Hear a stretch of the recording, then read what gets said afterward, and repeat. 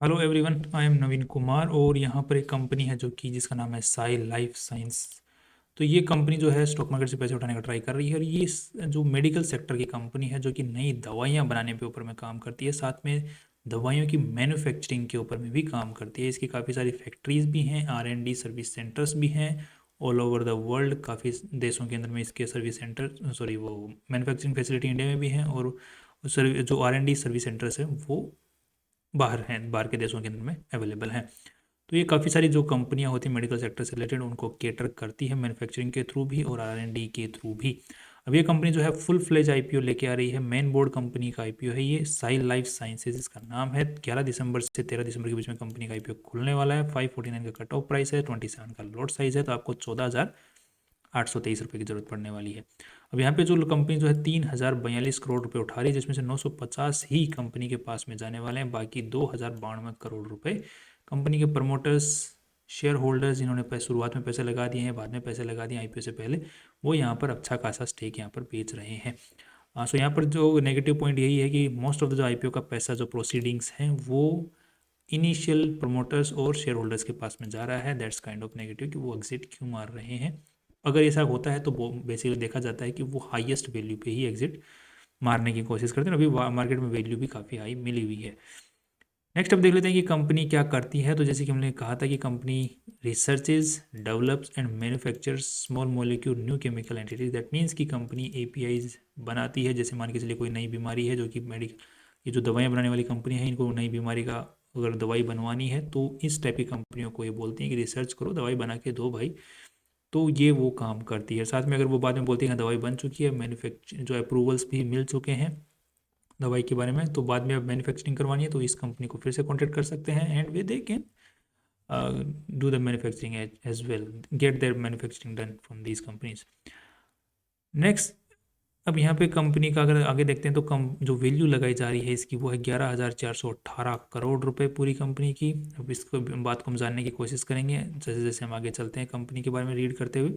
Company के जो promoters उनके पास में 40% के आसपास शेयर होल्डिंग थी IPO से पहले। IPO के बाद में हमारी कैलकुलेशन के हिसाब से 34% जो है प्रमोटर्स के पास में रह जाने वाली है। अब यहाँ पर एक जो देखने को मिलता है कि एक जो ये जो Sai quest since private limited जो कि एक काफ़ी अच्छा प्रमोटर है, इसके पास में कंपनी का 5.74% के आसपास में शेयर होल्डिंग थी IPO से पहले, मालिकाना हक था इतना।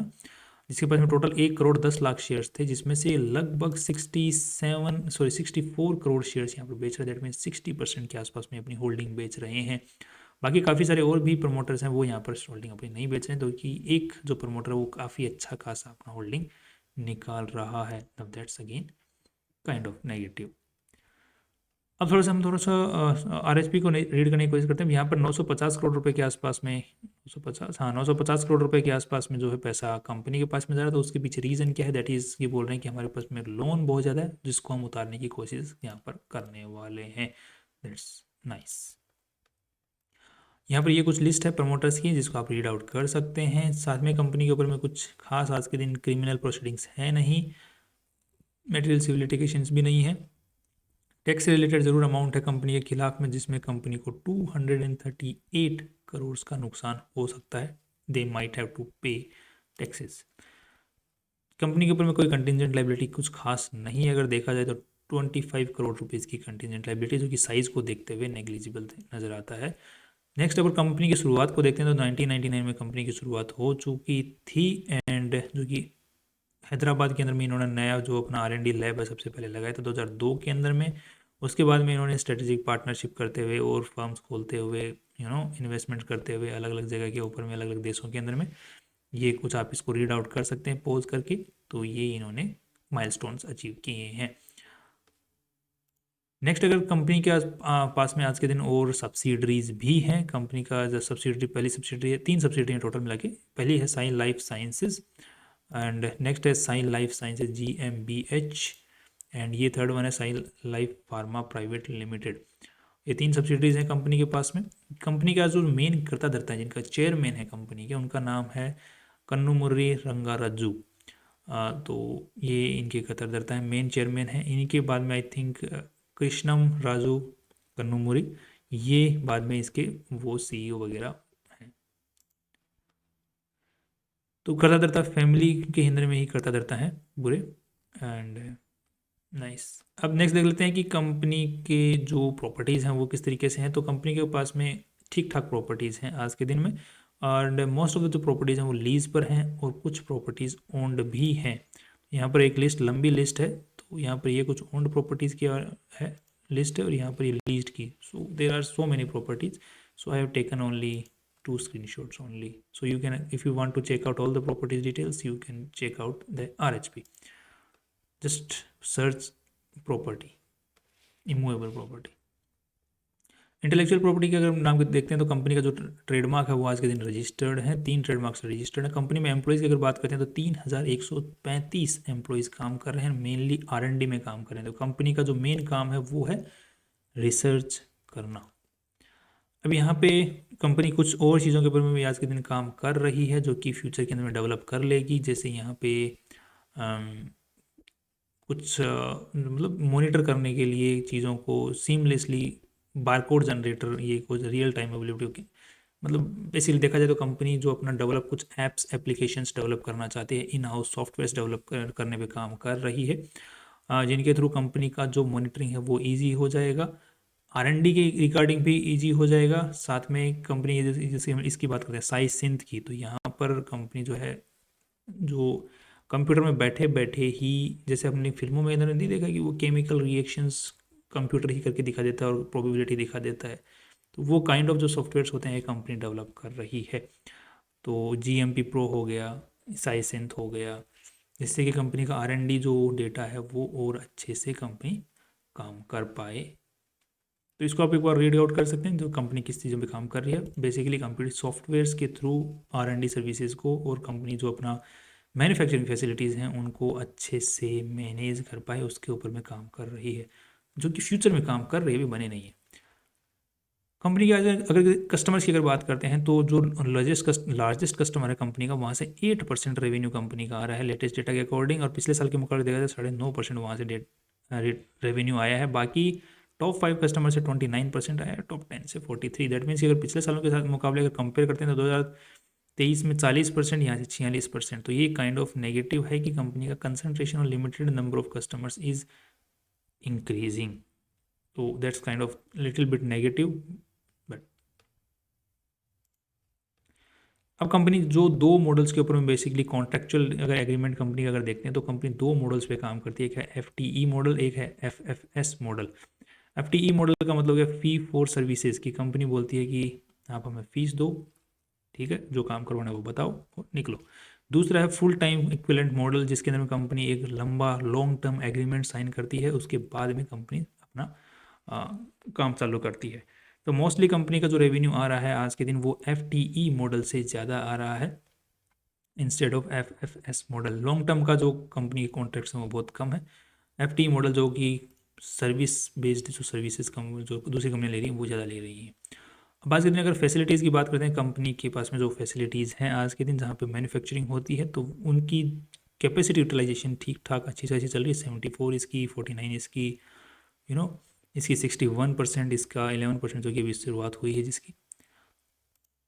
That's again nice. अब ये कुछ प्लेसेस हैं जहाँ पर कंपनी के R&D सर्विस सेंटर्स हैं दूसरे देशों के अंदर में। तो इंडिया के अंदर में इनका R&D सेंटर यहाँ पे देखने को नहीं मिल रहा है। इंडिया के अंदर में मैन्युफैक्चरिंग फैसिलिटी वाला है। अब कंपनी का काम किस तरीके से चलता है, पूरा वैल्यू चेन सिस्टम किस तरीके से काम करता है। सबसे पहले ड्रग डिस्कवरी, दैट मीन्स ये दवाई ढूंढी जाती है कि क्या दवाई बनानी है। उसके बाद में डेवलपमेंट क्लिनिकल सप्लाईज के लिए जाता है कि इसके ऊपर टेस्टिंग किया जाए, उसको देखा जाए, सब कुछ जो भी एनालिसिस उसके ऊपर करने होते हैं कि हाँ काम कर रहा है नहीं कर रहा है, उस चीज़ के ऊपर में टेस्टिंग वगैरह। और लास्ट में अगर एक बार टेस्टिंग वगैरह सब कुछ क्लिनिकल ट्रायल्स वगैरह सब कुछ सक्सेसफुल हो जाते हैं, उसके बाद रजिस्ट्रेशन हो जाता है उस ड्रग का पर्टिकुलर दवाई के लिए, पर्टिकुलर बीमारी के लिए, पर्टिकुलर चीज़ के लिए। उसके बाद फिर मैन्युफैक्चरिंग स्टार्ट हो जाती है। तो सारा का सारा काम कंपनी इन हाउस करती है। इंटीग्रेटेड सिस्टम है, that is a unique thing of for this company. मतलब एक अच्छी चीज़ है इस कंपनी के लिए। ऐसा नहीं है कि एक अकेली कंपनी जो इस तरीके से काम करती है, और भी कंपनी है मार्केट में, ऑलरेडी स्टॉक मार्केट में लिस्टेड कंपनी है जो भी इसी सेगमेंट में इसी टाइप का काम करती है। So that's kind of not, we cannot say that it's completely unique thing, but it's a good thing. थोड़ा सा कंपनी के हम लोग आरएसपी के अंदर में बैलेंस शीट के ऊपर नज़र डालते हैं, तो यहाँ पर पूरा पैसा जो कंपनी में लगा हुआ है दैट इज़ अराउंड 2,476 करोड़ रुपए लगे हुए हैं टोटल, जिसमें से जो इन्वेस्टर्स का पैसा अगर देखते हैं तो दैट इज़ 1,000 करोड़ रुपए के आसपास में लगे हैं। दैट मीन्स 40% पैसा जितना भी कंपनी में लगा हुआ वो इन्वेस्टर्स का पैसा है। दैट मीन्स कंपनी खुद का पैसा, बाकी जितना पैसा कंपनी में लगा है दैट इज़ ऑल उधारी। उधारी भी, जिसमें भी लॉन्ग टर्म की उधारी भी अच्छी खासी है यहाँ पर, नॉन करंट लाइबिलिटी और लीज लाइबिलिटी भी ठीक ठाक है, और साथ में करंट लाइबिलिटी भी ठीक ठाक कंपनी के ऊपर में बनी हुई है। साथ में आउटस्टैंडिंग अमाउंट भी है कि उधारी जो माल उठा लिया है, पैसा नहीं दिया है, वो पैसा भी यहाँ पर ठीक ठाक 195 करोड़ रुपीज़ के आसपास पड़ा हुआ है। तो टोटल पैसा जो कंपनी में है that is around 2,476 crore rupees. अब यहाँ पे ये पैसा कहाँ कहाँ लगा हुआ उसकी अगर हम लोग एक बार बात कर लेते हैं, तो यहाँ पर mainly property plant and equipment में, जैसे R&D सेंटर्स वगैरह कंपनी के हैं, तो वहाँ पर मेनली पैसा लगा हुआ है कंपनी का। दूसरा, right to use of asset जो कंपनी ने लीज पर प्रॉपर्टीज ले रखी हैं उनमें पैसा लगा हुआ है। कैपिटल वर्क इन प्रोग्रेस जो कंपनी नई फैक्ट्री वगैरह जो मैन्युफैक्चरिंग हब्स वगैरह जो बना रही है, नए ऑफिसेज क्रिएट कर रही है, वहाँ पर कैपिटल वर्क इन प्रोग्रेस वहाँ पैसा लगा हुआ है, बट अभी तक स्टार्ट नहीं हुआ है वहाँ पर काम। मतलब काम तो शुरू हो गया, मैन्युफैक्चरिंग जो जो नए एसेट्स कंपनी क्रिएट कर रही है जैसे फैक्ट्री वगैरह, मैन्युफैक्चरिंग हब वगैरह, तो काम उनका स्टार्ट हो चुका है, बट वहाँ पर प्रोडक्शन अभी स्टार्ट नहीं हुआ है। राइट। इन्वेंट्री कंपनी के पास में 1,005 करोड़ की है, और ट्रेड रिसीवेबल्स ठीक ठाक कंपनी के पास में 229, बट अगर ट्रैक रिकॉर्ड देखा जाए तो सुधार काफ़ी अच्छा है यहाँ पर। बैंक बैलेंस भी ठीक ठाक है। सो ओवरऑल देखा जाए तो कंपनी का balance sheet is like normal. Revenue के हिसाब से अगर देखा जाए तो revenue is increasing every year. 2023 में 1,217 करोड़ रुपए था, फिर 1,465 करोड़ रुपए हुआ, उससे 2022 में देखते हैं तो 869 करोड़ रुपीज़ था। तो एक कंसिस्टेंट इंक्रीज यहाँ पर देखने को मिल रहा है, दैट इज़ अगेन नाइस। और अगर हम लोग को हाफ ईयरली बेसिस के ऊपर देखते हैं तो यहाँ पर इंक्रीज अगेन देखने को मिलता है, दैट इज़ अगेन नाइस। अगर हम लोग नेट प्रॉफिट्स की अगर बात करते हैं यहाँ पर उससे, राइट, तो नेट प्रॉफिट्स कितना चल रहा है यहाँ पर, total other comprehensive income, total comprehensive income for the period, this one is net profits. So यहाँ पर पिछले साल कंपनी ने 83 करोड़ रुपीज़ कमाए थे, उससे पहले 13 करोड़ रुपीज़, और इस साल जो है कंपनी ने 25 करोड़ रुपए 6 महीनों में ही कमा लिए हैं, दैट्स अगेन नाइस। तो पूरे साल जो है लगभग कंपनी 50 करोड़ के आसपास में कमा लेगी, that's again kind of negative कि पिछले साल 83 करोड़ रुपीज़ कमाए थे, इस साल कंपनी ने जो है कम कमाई कर सकती है प्रोजेक्शन वाइज अगर देखते हैं तो। नाउ दैट्स एक काइंड ऑफ नेगेटिव अगेन। सो अब थोड़ा सा हम कैश फ्लो की अगर बात करते हैं तो कैश फ्लो जो कंपनी का है वो ठीक ठाक यहाँ पर नज़र आ रहा है। Cash flow is company generating good because company का ट्रेड रिसीवेबल्स ठीक है, मैनेजेबल हैं, so everything seems fine. So overall अभी तक हमें अगर नेगेटिव पॉइंट की बात करते हैं तो दो तीन चीज़ें हमें नेगेटिव नजर आई हैं। एक तो जो प्रमोटर्स हैं वो ठीक ठाक अपना, एक प्रमोटर वो ठीक ठाक स्टेक यहाँ पर बेच रहा है, तो इनिशियल इन्वेस्टर्स हैं वो भी अपने अगर आपको निकालने की कोशिश कर रहे हैं। सो ओवरऑल आईपीओ का साइज़ का काफ़ी अच्छा पैसा जो है इन्वेस्टर्स निकलने में ही यूज़ कर रहे हैं। दूसरा, कंपनी के यहाँ पे रेवेन्यू में इस बार नेट प्रॉफिट्स में कंपनी का डिक्रीज देखने को मिल रहा है, दैट्स अगेन नेगेटिव। रेवेन्यू में डिक्रीज नहीं है बट नेट प्रॉफिट्स में देखने को मिल रहा है। कैश डिस्पाइट दैट हमें कुछ खास ज़्यादा यहाँ पे दिक्कत नज़र नहीं आई है। एक बार थोड़ा सा हम पी और पीबी रेशियो के हिसाब से फॉरवर्ड पी निकालने की कोशिश करेंगे। तो 6 करोड़ के हिसाब से लगभग कितना पैसा कमाया इन्होंने इस साल, एक सेकेंड में हम देख लेते हैं दोबारा।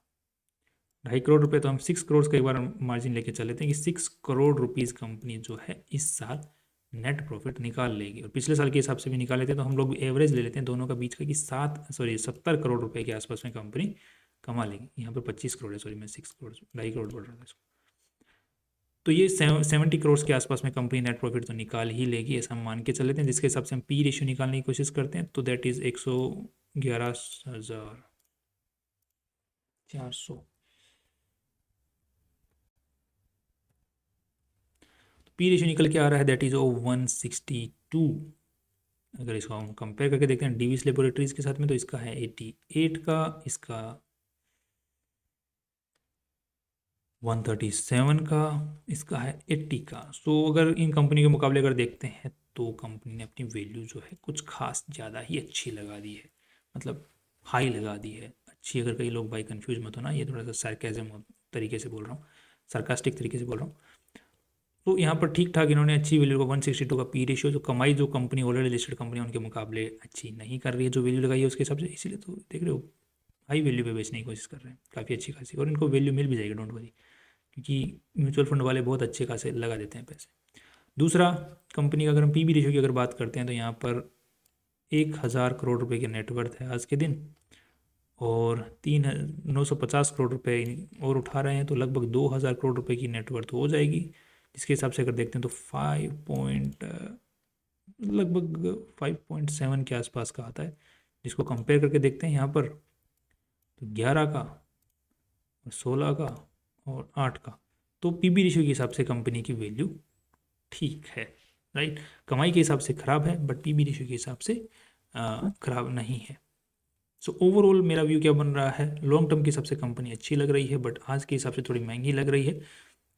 तो अगर आपको लिस्टिंग गेन, एक आईपीओ स्ट्रैटेजी हमने इस टाइप की कंपनियों के लिए या फिर सारी टाइप की आईपीओ की कंपनियों के लिए हमने लिस्टिंग स्ट्रैटेजी बना रखी है, आईपीओ स्ट्रैटेजी जिसको मैं बोलता हूँ, वो बना रखी है। उसके बारे में हमने एक पर्टिकुलर वीडियो भी बनाया हुआ है, वो स्ट्रैटेजी बहुत अच्छे से मार्केट में काम करती भी है, तो आप उसको एक बार चेकआउट कर सकते हैं। Link will be in the description for that, for those who want to check out, do checkout, so that कि कोई ख़राब आईपीओ कई बार निकल जाए तो हम जल्दी उसमें से स्टॉक में, उस आईपीओ में से, कंपनी में से निकल जाएं,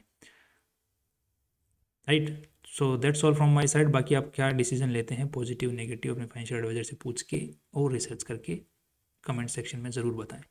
फाइनली सी यू टुमारो।